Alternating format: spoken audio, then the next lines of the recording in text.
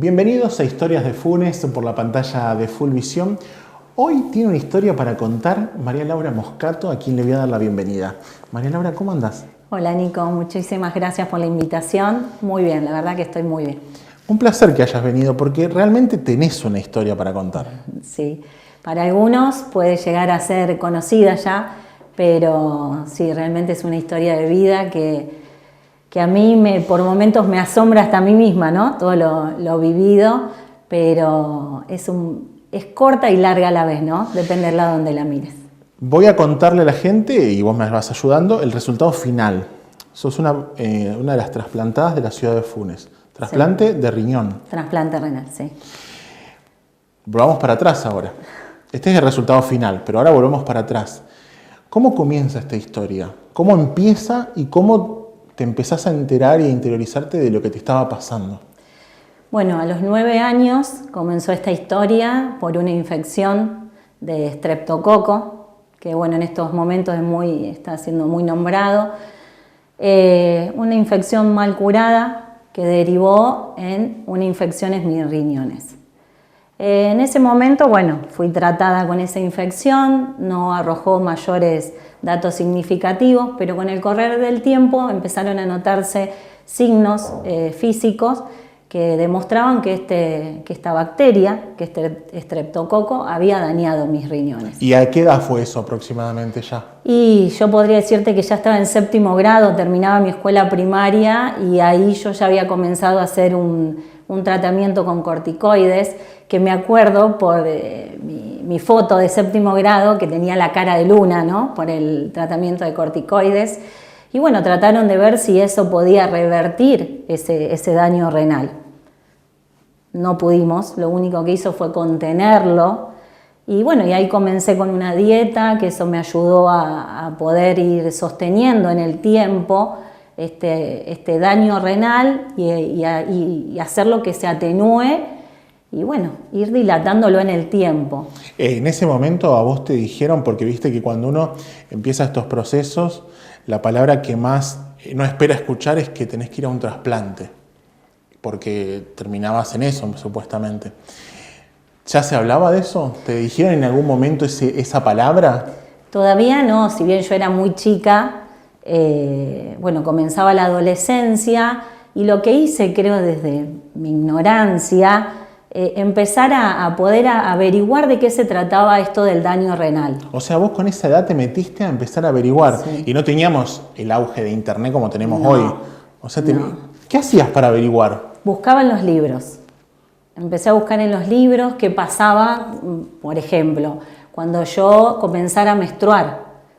¿Qué pasaba el día que yo quisiera ser mamá? ¿Te preocupaba eso en ese Sí. momento?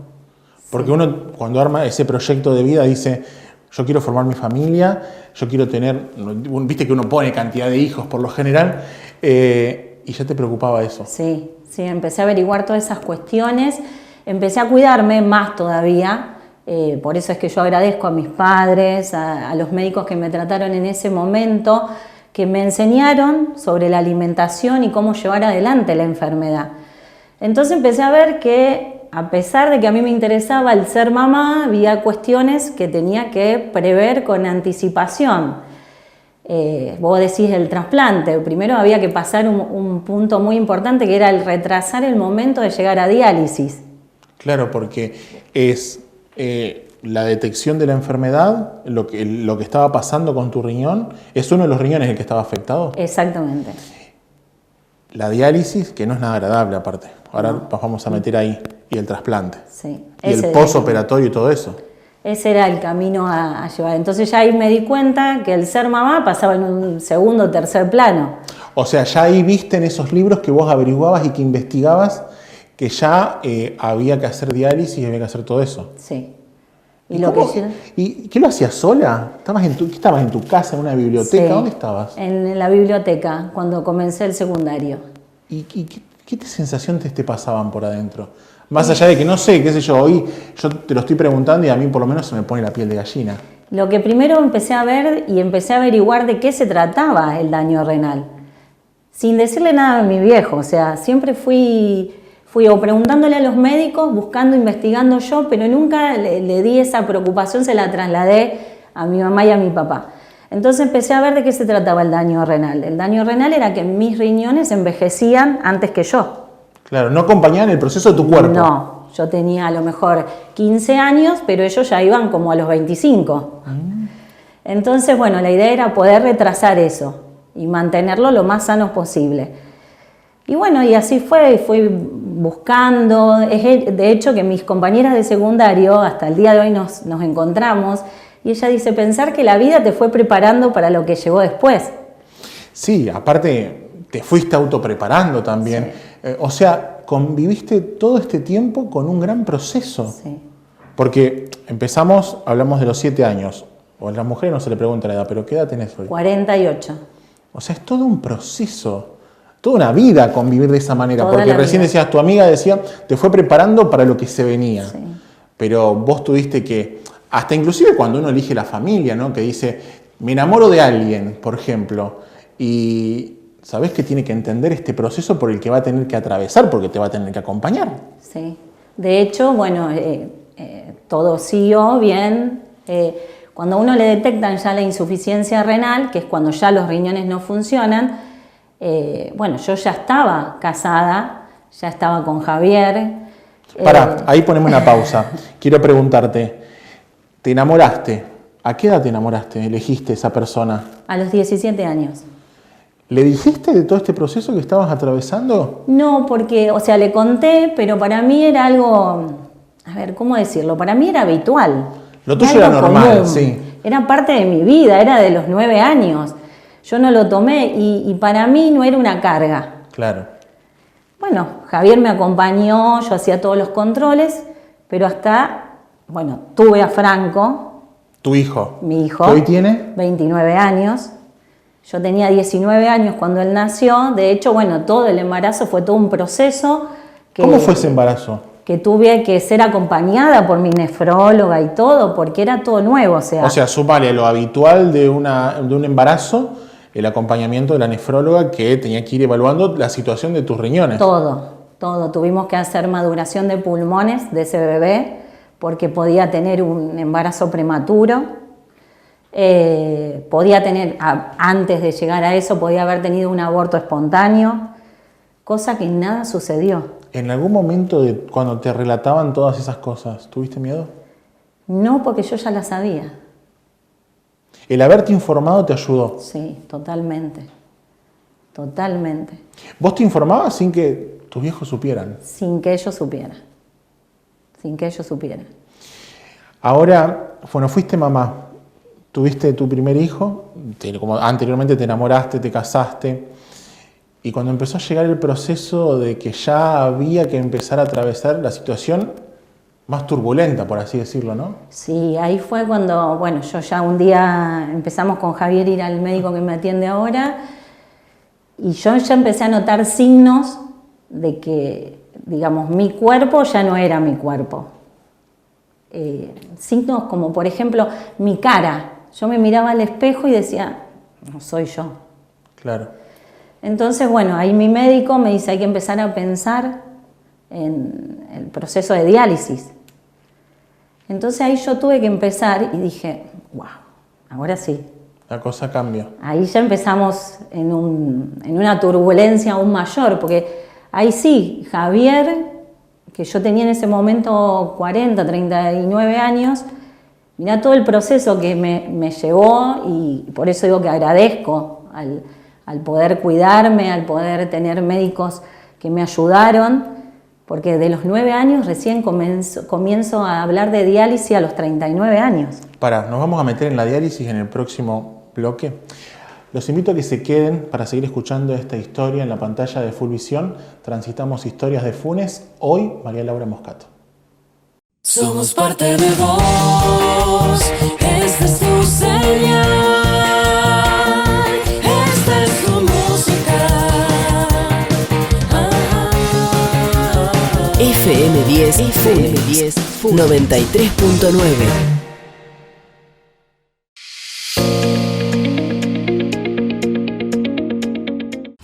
Bienvenido a Sensa. la nueva sensación del contenido audiovisual. Disfruta en todos tus dispositivos en cualquier horario y lugar. No es solo una plataforma de contenidos, es una nueva forma de ver, diseñado para un uso intuitivo y sencillo. Además, contás con señales en vivo y el mejor contenido on demand con tus series y películas favoritas. La decisión es tuya. Esto es la evolución del contenido. Esto es Sensa.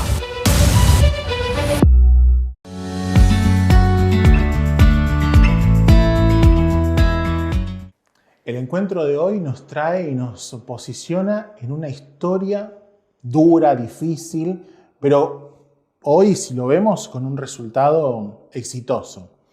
María Laura Moscato. Quedamos en el bloque anterior en empezar la diálisis, cuando ya esos términos que encontraste en los libros se empiezan a hacer realidad. Tal cual. ¿Cómo empezó ese proceso? Bueno, ahí también fue una carga muy grande para mí, porque así como en la niñez o en la adolescencia, trataba de averiguar sin que mis padres sufrieran eso que yo estaba, o que estaba investigando para saber de qué se trataba, tenía que hacer que Javier y Franco pudieran querer la enfermedad, y así, como yo lo digo, querer la enfermedad, como yo la había querido durante tantos años. ¿Querer la enfermedad es un proceso de aceptación de la enfermedad? Sí, totalmente. Hasta que uno no acepta lo que le está pasando, es un padecer constante y continuo. ¿Y cómo haces para que ellos quisieran esa enfermedad? Porque ellos creo que te aman a vos, pero querer una enfermedad sobre alguien que uno quiere es difícil. Es muy difícil porque es demostrarle a ellos. Aparte sabíamos que esto empezaba, pero no cuando terminaba. Claro. ¿Y cómo? No hay. Y también cómo iba a terminar. Entonces yo empecé a demostrarles a ellos que yo no sufría, que yo estaba bien, que estaba entera para poder afrontar lo que se viniera. Que el estado de ánimo tiene mucho que ver también. Muchísimo, muchísimo. Estoy convencida que en un 80% de todas estas enfermedades crónicas, el estado de ánimo tiene muchísimo que ver en cuanto a la recuperación y al transitar de estas enfermedades. El médico puede hacer una parte, pero si uno no pone de ese estado de ánimo de fortaleza, es muy difícil. Vos en el bloque anterior me decías, yo empecé a verme que yo no era la que estaba en el espejo, no eras lo mismo. No. Tu cuerpo se empezaba a manifestar. Sí, empezaba a deteriorarme día a día, empezaba no sé, para darte ejemplos. El médico me decía, yo no te puedo decir qué es lo que vos vas a sentir porque vas a empezar a sentirlo, me decía. ¿Viste? Una cosa loca psicológica. Entonces yo empecé a tener alucinaciones mientras que dormía. Javier me cerraba la puerta de la habitación porque pensaba que yo a lo mejor me podía querer tirar de la escalera. Le pegaba o soñaba, pero yo sabía dentro mío que estaba soñando, pero no podía despertarme. Claro. Falta de apetito. Yo le decía, quiero comer, no sé, fideos con salsa. Y él notaba que yo tenía muchas ganas de comer eso, pero cuando bajaba la escalera y me sentaba, le decía, no puedo comer. ¿Y cómo es? ¿Se te cierra el estómago? ¿No tenés hambre? No, es... Vos ves la comida y ya... Ese fue el día en que yo dije, necesito dializar. Cuando yo lo que podía comer dentro de mi dieta, no podía, ya tenía un rechazo a la comida terrible. Y ese día tomaste la decisión de que ahí empezaba la diálisis. Sí, y le dije a mi médico, yo necesito dializar. Bueno, ya habíamos hablado en familia, existen dos tipos de diálisis, hemodiálisis y diálisis peritoneal. ¿Qué es la diálisis primero? La diálisis es conectarte a una máquina, mediante la hemodiálisis, a que realice la función que tus riñones no están realizando. O sea, filtra la sangre de tu cuerpo. Exactamente. Durante 4 horas, 3 veces a la semana. Bueno, llegaste a ese proceso. 2 tipos de diálisis. Sí. ¿Quién te ayudaba a elegir? ¿El médico o cómo era? El médico me los puso sobre el tapete y me dijo, a mí me parece que la mejor, por tu edad y por lo dinámica que dentro de todo yo estaba todavía haciendo, me convenía la diálisis peritoneal. Primero, no te lo voy a negar, mi estado era muy, muy para atrás y yo le decía a Javier, no, yo voy, me conecto 4 horas, que hagan todo por mí, no tengo voluntad de hacer nada. ¿La peritoneal qué es? ¿En tu casa? Entonces, ahí fue cuando él me decía, no, vamos a hacer la otra diálisis, la diálisis peritoneal. La diálisis peritoneal es en casa, yo debía realizarla todos los días. Claro. Todos los días. Primero en forma manual, lo hacía 3 veces por día. La diálisis peritoneal consiste en tener un catéter en el peritoneo. Es lo más parecido a la función renal que existe. Eso te permite a manejar tus horarios, a poder estar en casa para hacerlo, más allá de que hay cuidados que tuve que tener y que modificar en mi casa. Por ejemplo, sacar las cortinas de tela, bueno, tener el cuidado de tener la limpieza dentro de la habitación, porque al momento que uno se conecta el peritoneo queda expuesto y eso puede traer una infección que se llama peritonitis. Bueno, hicimos el curso entre los dos, Javier y yo, porque necesitas a alguien que lo haga en caso que, no sé, que uno se quiebre la mano y no te puedas conectar, tiene que haber alguien en tu casa que lo pueda hacer.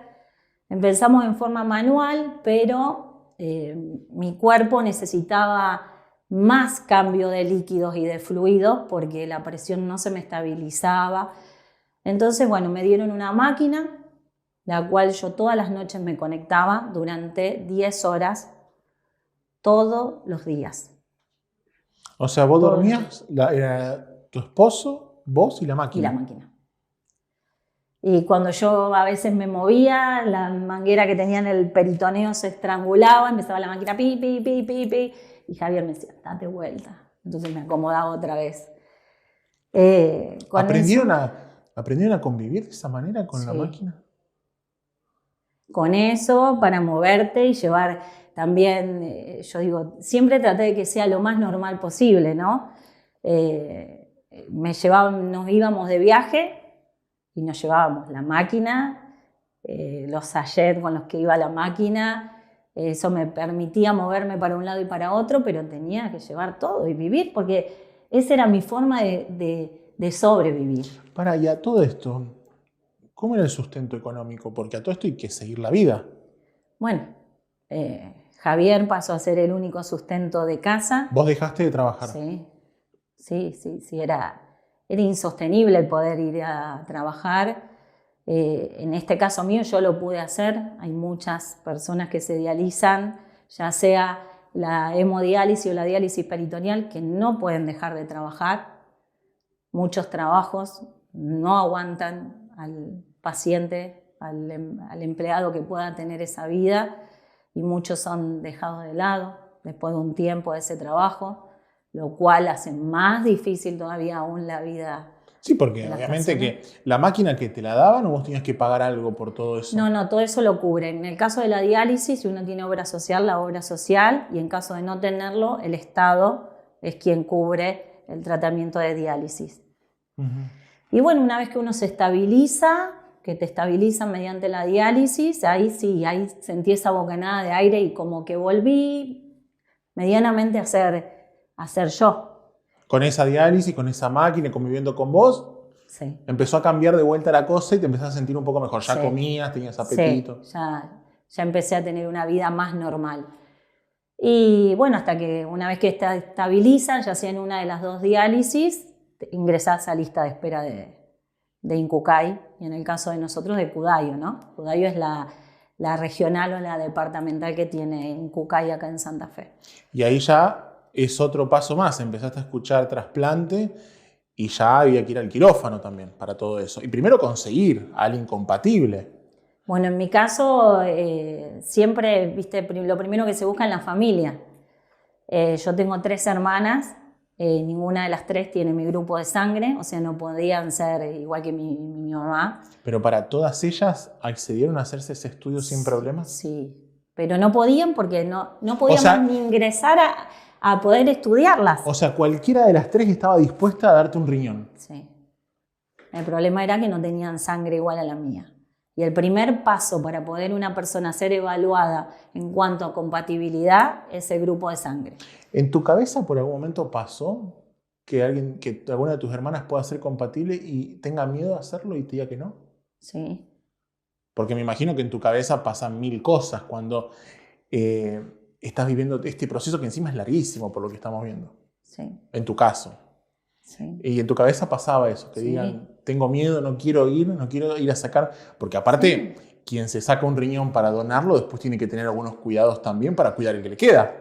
No sé si tiene muchos cuidados, pero bueno, era Una sacarle cirugía. un órgano a una de mis hermanas, que uno no tiene comprada ninguna de las situaciones de salud, ninguno de nosotros. Pero ¿Y en tu sí, cabeza pasaba de que le pueda pasar algo en la operación cuando le extraían ese riñón? no Sí, en la sí. operación, pero ¿qué pasaba si después alguna de ellas tenía, de la que me donaba, algún problema de salud y, no sé, dejaba Porque de a funcionarle? todo esto vos eras la más informada. Sí, Y en tu cabeza pasaba todo eso. sí, todo. Y me imagino que aparte debe ser recontra difícil convivir con situaciones que todo el tiempo en tu cabeza piensan, o escenarios que imagina tu cabeza todo el tiempo, porque te imaginabas cuántos, miles de escenarios. Terrible, no solamente yo. Javier también se imaginaba sus cosas que no me las decía a mí. Claro, y a todo eso, contener la familia. Sí, siempre. ¿Tu hijo cómo lo vivía? Y Franco también, creo que cada uno, cuando llega el momento de así de una enfermedad crónica, son enfermedades que toda la familia la padece. Mi vieja se súper enoja cuando yo digo, volvería a atravesar lo mismo. Me sacaste la pregunta al final. Pero más allá de todo esto y la situación familiar y todo eso, ahora nos vamos a meter a hablar un poco de lo que fue el trasplante, de cómo empezó todo ese proceso. Pero si hoy a tu familia, que tu mamá se enoja, le preguntarías si ellos también volverían a vivir esa situación por la que vos atravesaste, ¿lo harían de nuevo también? O sea, Javier y Franco yo creo que sí. ¿Conseguiste a ellos enseñarles que de todo esto que uno dice, lo ves contra negro porque lo ves re malo, hay algo bueno en el medio? Sí. Nosotros nos fortaleció un montón como familia. Sí, Cuando llega un punto que te hace a la familia inseparable. sí. Viste que hay situaciones en las que vos decís, o esto nos separa o nos une más. Claro. Bueno, totalmente, nos unió muchísimo más. A mí me hizo una persona totalmente...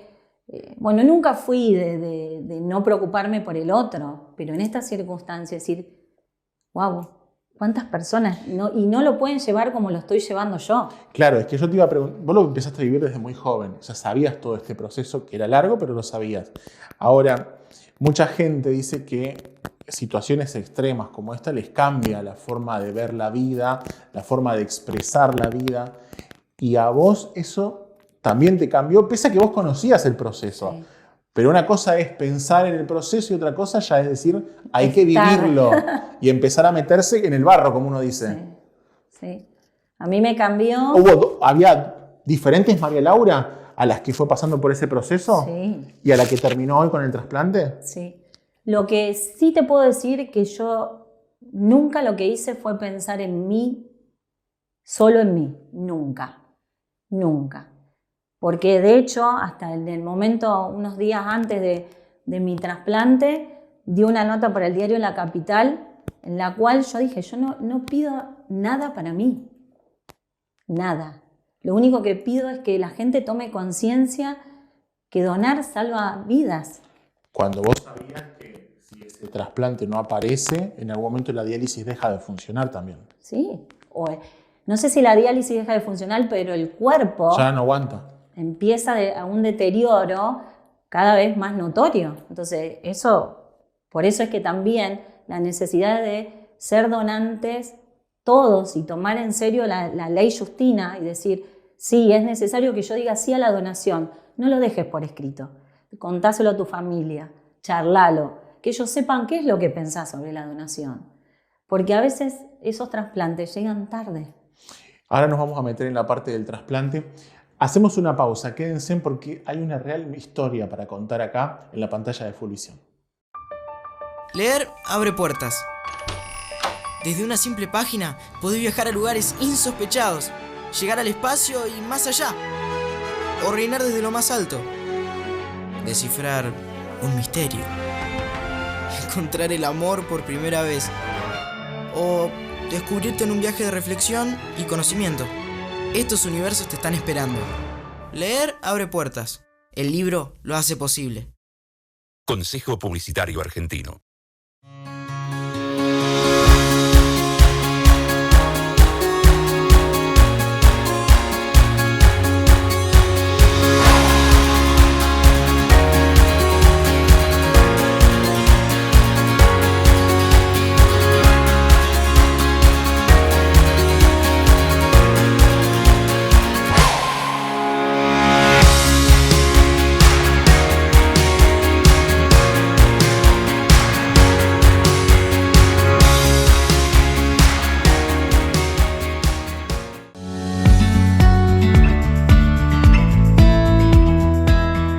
Seguimos en la pantalla de Fulvisión transitando historias de Funes. Hoy nos cuenta su historia María Laura Moscato, que de por sí es vecina de Funes. Recién hablábamos fuera del corte y me decías que los familiares lo viven distinto a todo este proceso. ¿Se sienten como impotentes? ¿Qué sentías vos que vivían ellos? Sí, un estado total de impotencia. El que acompaña padece totalmente mucho más acentuada la enfermedad, porque uno, bueno, no sé, lo vive diferente, pero el familiar padece eso, el no poder aliviarte, no poder a veces saber cómo contenerte, mucha impotencia siente. Eso también los mensajes que a mí me llegan, ¿no? Y eso es lo que te decía cuando hice la nota en Diario La Capital, la nota salió funense, que espera un trasplante. Creo que también Funes cobró un papel muy importante en cuanto a la difusión de la donación de órganos. Llegó el momento de que había que hacer el trasplante, que te dijeron que ya estabas estabilizada, pero había que seguir con la diálisis hasta tanto llegar al trasplante. Sí. ¿Cuánto tiempo fue de diálisis? Estuve 1 año en diálisis, en el cual dentro de ese año pasamos por 2 procesos que me avisaron que podía estar ese donante. ¿Cómo fue el primero? ¿Te llamaron? ¿Cómo fue? Contame cómo fue y cómo lo viviste, porque debe ser, no sé, no me imagino tus sensaciones, porque aparte primero hay que saber si realmente es compatible. Bueno, contame cómo fue eso. El primero fue tipo 11 de la noche. Me llama mi médico, que yo veo el celular y le digo, Javier, uy, Juan me está llamando. Y me dice, Laurita, ¿tenés fiebre? ¿Tenés esto? No, nada, estoy bien. ¿Te estás dializando? Sí. Bueno, estás sexta, me dijo. A las 8 de la mañana yo te lo confirmo. Y yo en ese momento dije, estar sexta es moverse mucho la lista para llegar a primer lugar para que te trasplanten. Bueno, yo seguí conectada a la máquina como hacía cada noche. Y después él me llamó a las 8 de la mañana y me dijo que no había sido yo la persona más compatible para poder recibir ese trasplante. Perfecto, seguimos. Esa fue siempre mi respuesta. Y la segunda vez él me avisa, pero que ya lo habían llamado, pero que no era un órgano que él veía que sea viable para ser implantado en mí, y que por eso él había tomado esa decisión de rechazarlo. Y como sabía que yo estaba en perfecto estado para poder seguir dializándome y todo, seguíamos. Perfecto, si fue tu decisión y si vos crees que yo puedo seguir, vamos así. ¿Nunca se te ocurrió por tu cabeza refutar esas decisiones? No. No, nunca. ¿Tenías completa confianza con tu médico? Sí, sí.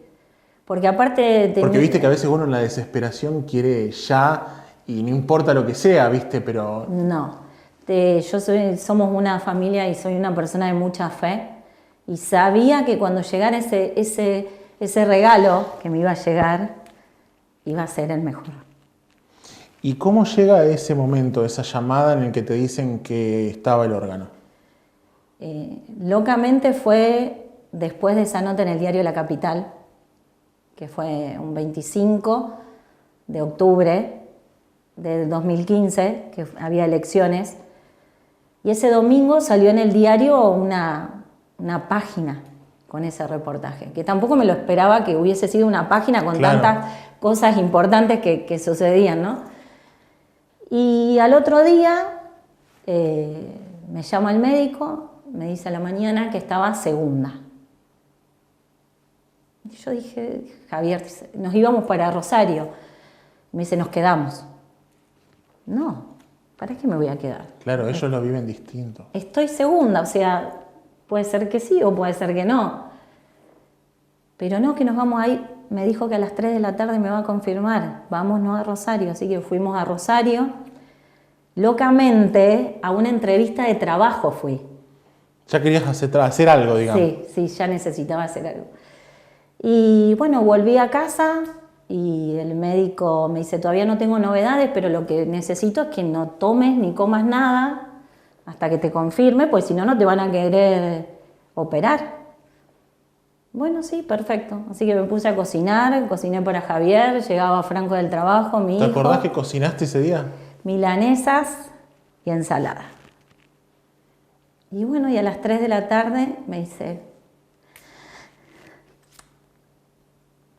perdón, Debe ser difícil. Laurita, el órgano es tuyo.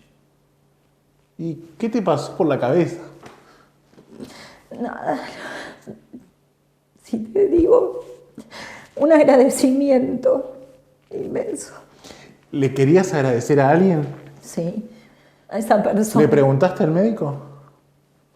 No, lo único que dije es gracias a esa persona que tomó en vida la decisión de ser donante. Claro. Gracias. Preparé todas las cosas y nos fuimos. ¿Qué preparaste? ¿Qué te llevabas? Si te digo, yo nada. Javier agarró cepillos de dientes, esas cosas, y a mí lo que no se me borraba era la sonrisa. Y llegué ¿A qué hora llegaste? ¿Qué lugar te operaron? en el Sanatorio de la Mujer, Sí. a las 3 de la tarde llegué y me dice el médico, Laurita, te tengo que decir todo lo que puede llegar a pasar. ¿Qué era esa lista? No lo sé, porque yo le dije, no va a pasar nada. Pero igual ellos tienen la obligación, viste que vemos muchas series ahora de médicos y cosas, ¿tienen la obligación de relatarte todo eso? Y supongo que sí, pero ¿Tuviste que firmar? yo firmé, ¿Firmaste?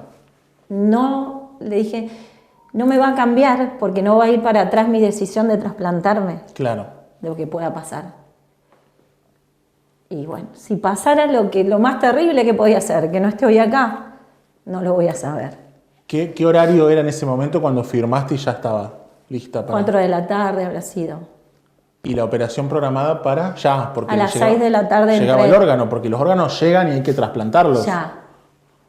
Yo ya tenía que estar en quirófano.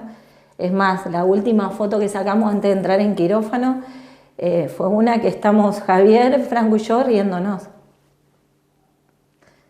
Así fue. ¿Qué cara les viste a ellos? Porque la llamada la recibiste vos. ¿Y cuando viste la cara de ellos? Una felicidad inmensa, pero a su vez los veía con miedo, Y sí, con miedo. hay que atravesar la cirugía y te tenés que despertar de la cirugía. No solo eso, podían... uno a veces se despierta de la cirugía, pero después pueden ocurrir muchísimas cosas que después yo me fui enterando que podían suceder. Pero yo estaba dispuesta a atravesar todo. Todo, no me importaba. Es más, estaba ahí esperando y cuando me hicieron la nota para el diario La Capital, yo le dije a Jorge Salum, que es de La Capital, le dije, vos vas a ser el primero que te va a hacer, yo te voy a dar la primicia cuando me trasplante. Déjate hinchar, me dice, no me importa, yo quiero saber que vos estés bien. Claro. Antes de entrar al quirófano, lo llamo y le digo, Turco, yo estoy acá entrando a quirófano para trasplantarme. Me estás cargando, ¿no? Te estoy diciendo la verdad. Y después el titular fue: Mujer de Funes fue trasplantada en el día de hoy con éxito. ¿A qué hora empezó la cirugía? ¿A qué hora terminó? A las 6 de la tarde, terminó tipo 11 de la noche. Larga. Fue larga porque hubo una complicación, que por eso es todo lo que a mí me lleva a moverme el día de hoy y decir, creo que tengo, no sé si llamarlo una tarea encomendada para hacer, pero tengo un camino para transitar. O sea, fui una elegida. Así lo vivo yo todos los días. ¿Elegida o suerte? Elegida. La suerte es para los improvisados. Y vos hiciste todo para que eso llegara a ese momento. Y para que se dé de esta forma. Y después me contaron de que, bueno, que cuando el médico salió le dijo a Javier y a Franco y toda la familia que estaba ahí, que en un momento ya me habían cosido, todo ya estaba por bajar, y mi médico dice, no me gusta con el color que quedó ese órgano. Volvieron a abrir, volvieron a llamar a la persona que hace ecodoppler y ese órgano no estaba irrigando sangre. Y bueno, es como una manguera, una de las arterias, lo cuento así porque es así la forma más simple, que estaba estrangulada y que la sangre no circulaba. Si hubiese sido así, yo al otro día ese órgano se perdía. Claro, si hubiesen cerrado y te hubiesen mandado a la habitación, no vas a habitación, ¿qué vas? Cuidado intensivo. Terapia, sí. Cuidado intensivo. Y volvieron a abrir y se solucionó y es el día de hoy que estoy acá. Y pasé una noche sola en terapia, hablando. ¿A qué hora te despertaste? La cirugía a las 11, ¿a qué hora te despertaste? Y ya cuando estaba ahí habrán sido 12 de la noche, una que sé que Javier me habló y estaba el médico y me dijeron que todo había salido bien y lo primero que atiné fue a tocarme a ver si realmente estaba trasplantada. Y cuando me di cuenta que sí, bueno, nada, seguí ahí. Cuando me desperté mejor me puse a hablar con el enfermero que estaba ahí y después al otro día empecé, quiero ir a la sala, quiero ir a la sala, quiero ir a la sala. Me pasaron a la sala, estuve una semana en sala y a la semana me vine a casa y a los pocos días ya quería cortar el pasto, quería hacer miles de cosas y hasta el día de hoy, bueno, nada, ninguna contraindicación, ningún traspiés, nada. Esos titulares en la prensa, en el diario de La Capital, te ayudaron a saber que te tenés que involucrar, que tenías que involucrarte, o vos ya lo sabías de antes. Yo ya lo hacía de antes. Cuando estaba en diálisis, un día voy y un nene que se dializaba, un chiquito, salía enojado. Dio un portazo y yo le pregunté a la enfermera. ¿Qué edad tenía? Y habrá tenido 8 años. Claro. Y entonces yo le pregunté a Estela, que era la enfermera que nos atendía en diálisis peritoneal, le digo, Estela, ¿qué le pasó? Y no, porque le modificamos la dieta. Y entonces... Y yo le dije, ¿sabés qué pasa, Estela? Que vos no le podés decir, porque él te va a decir, ¿y vos cómo me decís que yo me cuide si vos no sabés lo que yo siento? Claro. Digo, ¿sabés qué voy a hacer? Yo voy a armar un grupo. Y ese grupo, que hasta el día de hoy tengo, que se llama Aferrados a la Vida, que es de WhatsApp, donde estamos pacientes trasplantados, pacientes en lista de espera, esposas, hijos, y bueno, nos ayudamos entre todos, cuando falta algún medicamento, cuando alguno está atravesando alguna situación más complicada que otros. ¿Vos tenías ganas de ir a hablarle a ese nene y explicarle? Sí. ¿Lo hiciste? Sí. ¿Y qué te Y dijo? nos seguimos encontrando un montón de veces. ¿Y qué te dijo? Y sí, pero que ellos no saben, ellos me dicen a mí que yo no coma galletitas y tenés razón, le digo. Y tenés razón, pero lo tenés que hacer. Lo tenés que hacer. Vos le mostrás que es por él, más que nada. Pasa que a lo mejor, si bien las enfermeras dicen que son las que más amor tienen para los pacientes, Sí. ¿no? Pero no deja de ser algo diario y cotidiano que hacen todos los días, ¿no? Pero aparte, el paciente enfermo lo ve al enfermero o al médico como que no está padeciendo lo que uno. Ellos lo saben por los libros o por el ver al paciente, pero no porque lo sientan. Claro. Entonces yo le dije, a mí no me va a poder decir lo mismo. Yo voy a hacer una pausa, pero cuando volvamos quiero saber un poco qué mensaje le dejarías a la gente si alguien está atravesando una situación difícil. Viste que muchas veces entramos a casa y nos quejamos del gobierno, del día, del tiempo, y no hay nada más difícil que tener la vida en riesgo. Hacemos una pausa en la pantalla de Fulvisión y ya venimos en Historias de Funes. Somos parte de vos, esta es tu señal, esta es tu música.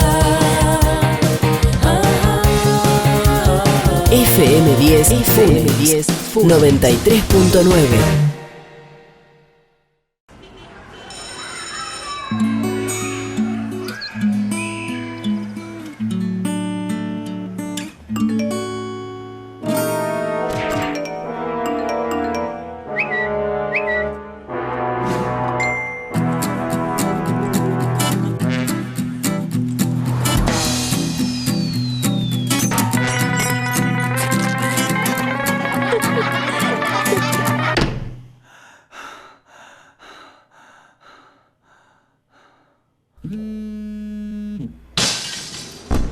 Hoy el bullying no da respiro. Y solo termina cuando los adultos se comprometen.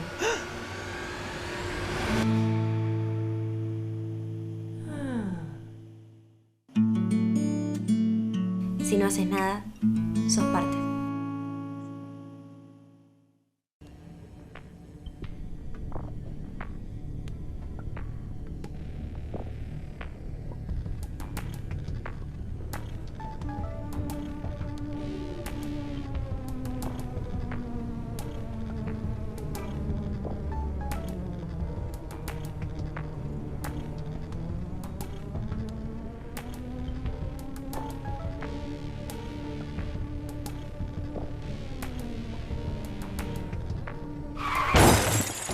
¿Recibiste el mensaje? El celular al volante mata.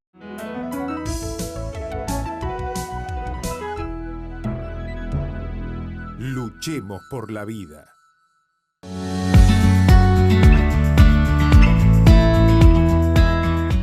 Seguimos en la pantalla de Fulvisión, estamos transitando Historias de Funes. María Laura Moscato es trasplantada y hoy nos está narrando su historia. María Laura, me quedé con lo del bloque anterior con decir, bueno, hay gente que atraviesa situaciones difíciles todo el tiempo. No es normal, o se nos ha puesto normal, quejarnos a lo mejor del clima, si hace frío, si hace calor, de los que nos gobiernan. Ahora, cuando tu vida es la que está en el centro de la escena, porque tu vida estaba en el centro de la escena. Arrancó allá por los 7 años, cuando vos sabías que ibas a atravesar por todo este proceso. Cuando ya estás, ¿qué le podemos llamar? ¿A diálisis en mitad de camino? Sí. Cuando ya estás en la diálisis en la mitad de camino, ya ahí sabes que tu vida está en riesgo. O sea, sí. Todos los días tu vida está en riesgo. Se te corta la luz, no te puedes dializar. 3 o 4, tuvimos tenido corte de luz en Funes 5 días. Y es algo externo que pone a tu vida en riesgo. Pasó. ¿Cómo? Pasamos todos, o sea, me pasó, yo lo llamaba a Javier, yo estaba conectada y Javier estaba haciendo renovación de carnet de conducir acá. Se fue. Estaba ahí y le dice, yo me tengo que ir. Mi mujer se está dializando, se cortó la luz, no funciona la máquina. Porque era imposible, él quería mirar las letras, ¿viste? Cuando te hacen... Y él veía todo nublado. No claro, podía. Estaba nervioso por lo que vos le habías avisado. Es imposible. Entonces ahí uno empieza a ver, y también me pasó a mí, de decir, yo creía que sentirse mal era una cosa, pero verdaderamente ni conocía lo que es sentirme mal. Cuando fui atravesando todo este camino, ahí me di cuenta lo que es verdaderamente sentirse mal. Claro. Y por eso es que hoy no hay nada que verdaderamente me pueda sacar la sonrisa y el estado de bienestar que uno puede tener. Nada. Si algo me lleva a poder a sentirme que estoy en una situación de riesgo emocional, lo aparto. Claro. Nada. Hoy priorizás tu familia, tu vida, tus cosas, y que me imagino que desde ese día que saliste de ese sanatorio con ese amigo que tenés ahí, que no es tuyo, pero hoy ya es tuyo, Hoy es algo es mío. medio raro, un juego de palabras un poco raro, hace que la cosa ya sea distinta a la forma de ver. Ya Sí. saliste viendo de otra forma la vida. Sí, yo venía sobreviviendo todos los días y pasaba a vivir, entonces no voy a poner en riesgo jamás este estado de bienestar que yo tengo y que siento por algo que verdaderamente no vale la pena. Si vos decís, ¿a quién les agradecerías hoy? Después de haber pasado por este proceso y llegar hasta acá. En primer lugar, a mi ángel donante, totalmente. Esa persona que dijo en vida, sí, yo quiero ser donante, a su familia. ¿Supiste quiénes son? Al principio, cuando yo me trasplanté, quería saber quién era para agradecerle, ¿no? Y después de muchas charlas con Kudayo, ellos me hicieron ver de que, bueno, que ya había pasado un tiempo y que uno no tiene el derecho de irrumpir en algún momento y decir, buenas tardes, acá estoy yo. Tengo el riñón de... Claro, no. No, porque a lo mejor esas personas ya hicieron su duelo o no. Entonces dije, yo tengo que hacer algo en agradecimiento. O sea, vos te sentías en la necesidad de hacer algo. Sí, siempre. ¿Cuánto tiempo fue el lapso que quisiste saber quién era tu donante? O por lo menos quién eran sus Y familiares. habrán sido, no sé si llegué al año, fueron pocos meses. Entonces dije, bueno, verdaderamente yo no necesito conocer mayores datos que saber que fue un varón y que tenía 23 años. Y que tenía un alma súper caritativa, que era una persona que era súper bondadosa. Aparte demuestra ahí, con la edad que estás contando de tu donante, demuestra que no hay edad para tomar esa decisión, No. que si bien es muy importante, no hay edad para tomar esa decisión. No, es chico, tiene 18 años, déjalo, que después decida. No. No. El tema de donación se puede hablar en la casa tranquilamente y una sociedad donante se construye desde unos cimientos fuertes y sólidos y esos son los chicos, los jóvenes, los adolescentes. Desde ahí tenemos que ir construyendo y demostrarles que la muerte es un paso más de toda esta vida. Te había preguntado antes si en un proceso determinado tuviste miedo. ¿Tuviste miedo a lo largo de este proceso hasta que te trasplantaste? ¿En qué momento? No. ¿No sentiste miedo? No. ¿En algún momento en tu familia lo sentaste a hablar? ¿Qué pasaría si María Laura ya no estaba físicamente ahí? No, porque eso es lo que te digo, que siempre traté de ser. Al conocer que esto iba a llegar en algún momento, no sabía cuándo, y que podía pasar de que María Laura no esté. Mirá vos, yo hasta mi hijo lo crié de una forma que él pudiera toda la vida llevarla adelante o afrontar la vida diaria desde chico sin que la mamá esté. O sea, en cosas simples. Yo trabajaba en Rosario. O sea, tu inconsciente, vos no tenías miedo, pero tu inconsciente preparaba todo Sí. por las dudas. Sí. Es difícil. Y es el día de hoy también, que yo le digo, yo hoy estoy bien. Hoy estoy bien, mañana voy a estar bien, pasado voy a estar bien. Eso no quita que yo dentro de unos meses o de unos años yo tenga que volver a diálisis y a necesitar a lo mejor un trasplante nuevamente. ¿Corre riesgo de que pase? Sí, ¿Tus chequeos cómo son hoy? perfecto. ¿Pero cada cuánto es? ¿Cada un año? No. ¿Cuánto tiempo? Y yo estoy haciendo cada 4 meses Uh-huh. chequeos. O sea, un paciente trasplantado nunca recibe el alta definitiva. ¿Tu médico es siempre el mismo el que te acompaña en Sí. el proceso? ¿Quién es? El doctor Juan Odino. ¿Y crees que hasta él forma parte de tu vida ya?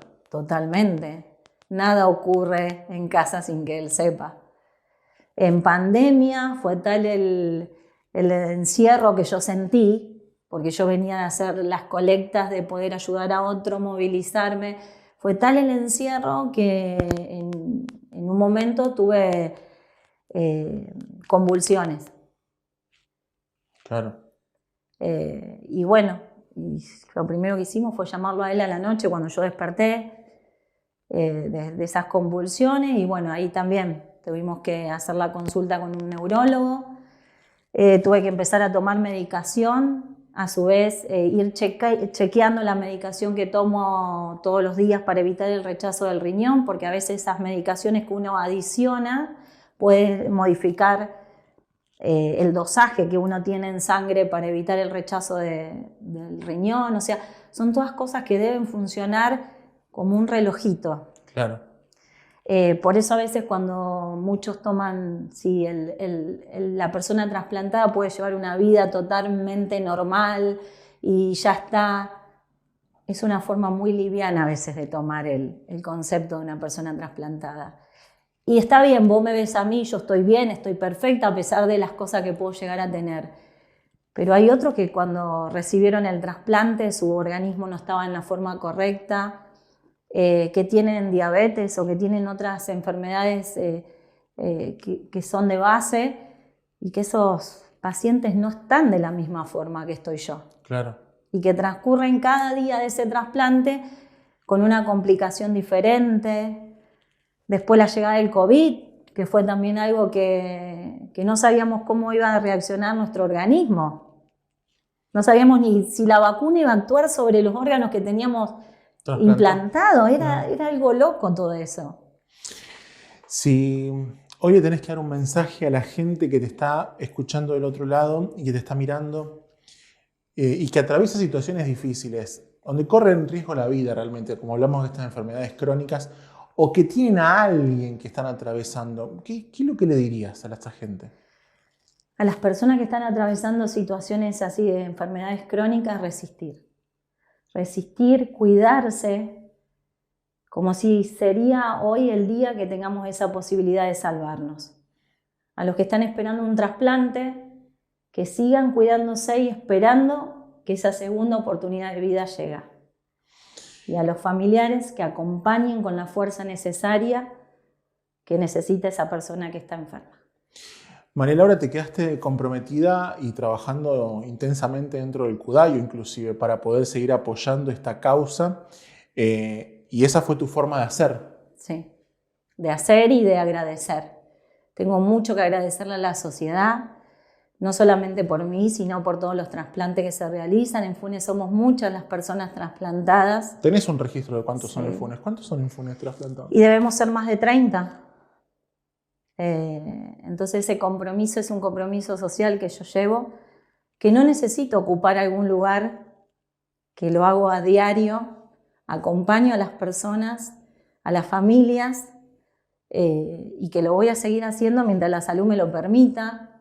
Que hay una organización, una ONG que se llama RG, que está constituida por médicos, por nutricionistas, por familiares de pacientes que han fallecido, y que estamos trabajando en forma conjunta para poder llevar tranquilidad y ayuda a esas familias que lo necesitan, porque no todos atraviesan las situaciones adecuadas, ya sea habitacionales o bueno, para poder atravesar estas situaciones. Así que siempre, mi compromiso va a estar siempre con la sociedad del lado que esté. ¿Crees que la sociedad, las leyes avanzaron como para hoy la donación no sea también? Viste que hay muchos mitos atrás de la donación de órganos. Encima sumámosle las series, algunas que no ayudan mucho, viste, con el tema del tráfico de órganos y todo eso. ¿Crees que la conciencia social y las leyes avanzaron o todavía le falta? Avanzamos con la ley Justina, realmente fue algo muy, muy grato esa ley, que se votó por unanimidad, es decir, los políticos, cuando son temas así de mucha intensidad en la sociedad, saben cómo informarse y poder unirse para votar estas leyes.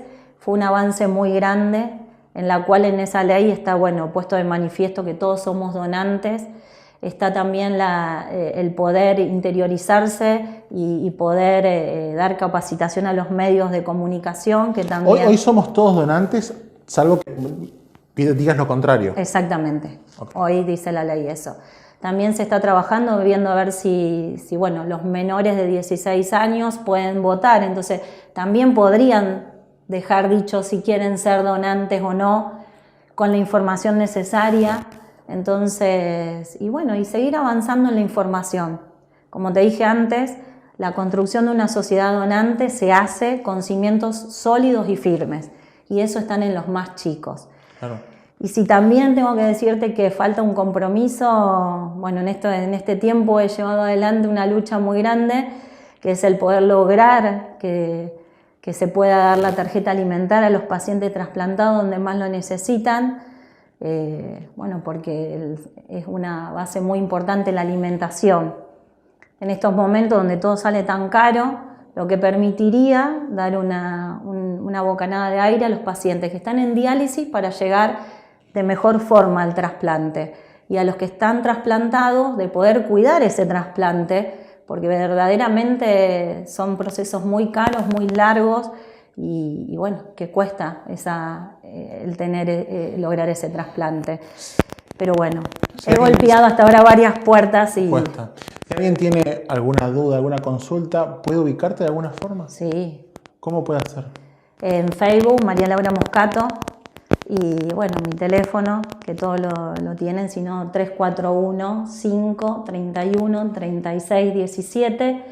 Y si no, bueno, siempre acá en Funes todo el mundo me conoce y puede llegar. ¿Pudiste implantar en Funes fuertemente la donación de órganos y la donación de sangre, las colectas que se realizan? Y creo que de ahí fue donde pudiste lograr tu objetivo de agradecer y de seguir agradeciendo. Sí, sí, totalmente. Llevé adelante, pedí una ordenanza sobre el día que se reconozca las colectas de sangre acá en Funes, el día o la semana de la donación de órganos, también el 30 de mayo, y bueno, seguir llevando el mensaje que donar está bien, que donar es la mejor opción que podemos tener, y bueno, y dejar nuestra marca. Y yo siempre digo, yo llevo una marca dentro mío y también estoy dejando mi marca en este mundo. Quiero agradecerte que hayas venido, que te hayas prestado a contarnos tu historia. Es la historia personal aparte, entonces es difícil a veces uno exponerla en televisión, en los medios de comunicación, pero creo que la única forma de poder mostrarle a la sociedad lo que vive y lo que atraviesa una persona es que alguien en primera persona se los cuente. Sí, totalmente. Yo siempre estoy dispuesta y predispuesta para poder contar mi historia y llevar este mensaje. Agradecerte realmente con el respeto y que se tratan estos temas acá en Funes totalmente de corazón. Son temas que a veces, bueno, no son difíciles de llevar adelante, pero que es necesario que lo tomemos como parte de la vida, ¿no? Quiero agradecerte muchísimo que hayas venido y que hayas gracias. estado acá y que te hayas quedado con nosotros. Gracias a ustedes. Gracias a todos ustedes por haberse quedado en la pantalla de Fulvisión. María Laura Moscato tuvo una historia para contar y nosotros en la pantalla de Fulvisión te la mostramos.